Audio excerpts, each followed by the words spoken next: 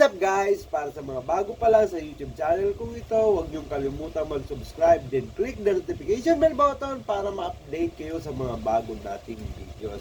Ayan na nga guys, tatalakayin natin kung ano ang mga latest na pangyayari sa Batang Quiapo.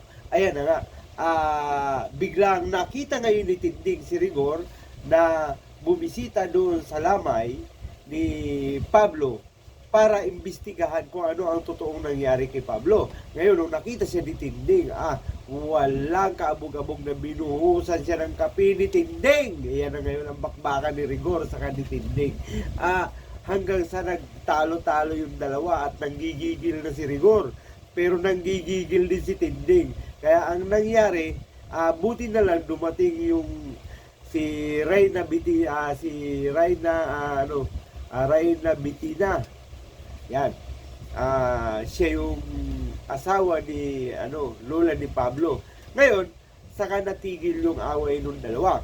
Ngayon, sa kabilang banda naman, bigla namang nakita ngayon ni David ngayon si Tanggol sa lamay ngayon ni Pablo, at bigla niya ngayon sinapak niya ngayon itong si Tanggol. At bigla na yun siyang binunutan. Di ba po? Nung binunutan siya, sabi ni Tanggol, sige, para makalimutan kong kapatid kita. Kaya babanatan niya talaga si David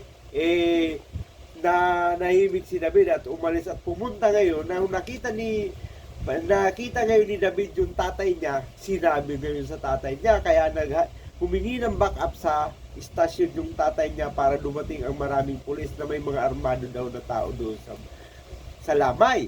Ngayon, yun, magbabakbakan na sila. At ito naman si Bubbles, talagang hinahanap siya ngayon ni Olga. Kasi gusto ni Olga na makuha sila si Bubbles.